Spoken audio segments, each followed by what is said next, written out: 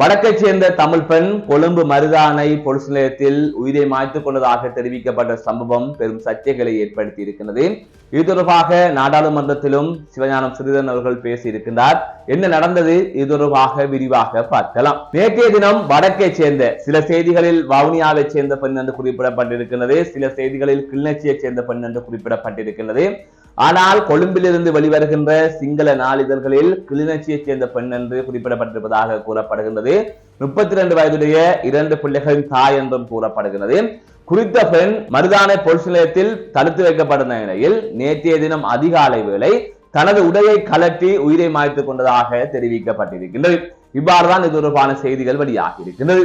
இந்த பெண் நேற்று முன்தினம் கைது செய்யப்பட்டதாகவும் போதைப்பொருள் வைத்திருந்தமை தொடர்பாக அவர் மீது வழக்கு இருந்ததாகவும் அந்த வழக்கிற்காக நீதிமன்றத்தில் முன்னிலையாக நிலையில் பிடியாணை பிறப்பிக்கப்பட்டதாகவும் அதன் எதிரொலியாகத்தான் அந்த பெண்ணை மருதானை போலீசார் கைது செய்து போலீஸ் நிலைய காவலில் வைத்த போது அந்த பெண் இவ்வாறு உயிரை மாய்த்துக் கொண்டதாக தெரிவிக்கப்பட்டிருக்கிறது.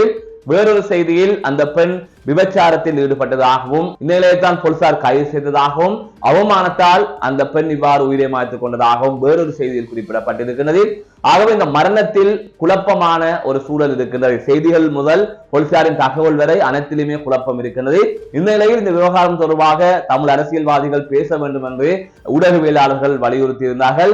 இந்த நிலையத்தான் இன்றைய தினம் நாடாளுமன்றத்தில் சிவஞானம் ஸ்ரீதரன் அவர்கள் இந்த விடயம் தொடர்பாக பேசியிருக்கின்றார். வடக்கைச் சேர்ந்த தமிழ் பெண் ஒருவர் இவ்வாறு மருதானை பொலிஸ் நிலையத்திலே உயிரிழந்திருக்கின்றார். குறித்த சம்பவம் என்பது அந்த பெண் உயிரை மாய்த்துக் கொண்டதாக அமையவில்லை, அந்த பெண் கொலை செய்யப்பட்டிருக்கின்றார் என்று சிவஞானம் ஸ்ரீதரன் அவர்கள் கூறியிருக்கின்றார். இது தொடர்பாக சரியான விசாரணை தேவை, அதைவிட இதற்கு சரியான பதில் தேவை என்று பொதுமக்கள் பாதுகாப்பு அமைச்சரை நோக்கி அவர் கேள்வி எழுப்பிய நிலையில் பொதுமக்கள் பாதுகாப்பு அமைச்சர் இது தொடர்பில் பதில் வழங்குவதாக குறிப்பிட்டிருக்கின்றார். எனவே இந்த விவகாரத்தில் என்ன நடந்தது என்பது தொடர்பான உண்மை தெரிய வேண்டும். ஐதவிர பொலிஸ் தரப்பிலிருந்து மற்றொரு தகவல் கூறப்படுகின்றது. அந்த பெண் இவ்வாறு உயிரை மாய்த்துக் கொண்ட நிலையில் அந்த ஆடையை அறுத்து நாங்கள் உடனடியாக கொழும்பு தேசிய வைத்தியசாலைக்கு கொண்டு சென்றோம். இருந்த போதிலும் அவர் உயிரிழந்ததாக வைத்தியசாலையிலே கூறப்பட்டது என்று போலீசார் கூறியிருக்கிறார்கள்.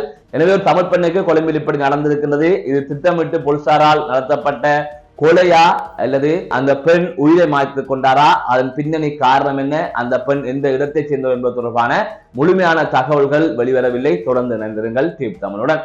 மீண்டும் ஒரு காணொளி சந்திக்கின்றேன். நான் நடராஜ் அஜயகாந்த்.